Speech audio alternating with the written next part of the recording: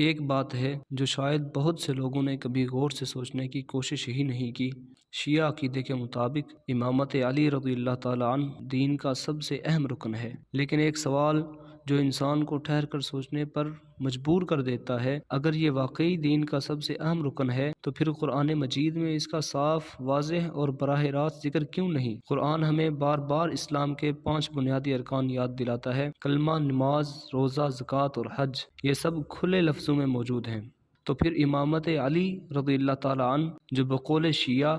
سب سے اہم رکن ہے، اس کے لیے قرآن مجید میں کوئی ایک ایسی آیت کہاں ہے جو اسے صاف لفظوں میں دین کا بنیادی رکن قرار دے؟ سوال فقط اتنا ہے، جو بھی سن رہا ہے ذرا دل میں خود سوچ کر جواب دے، کیا دین کا سب سے اہم رکن قرآن میں واضح ذکر کے بغیر ہو سکتا ہے؟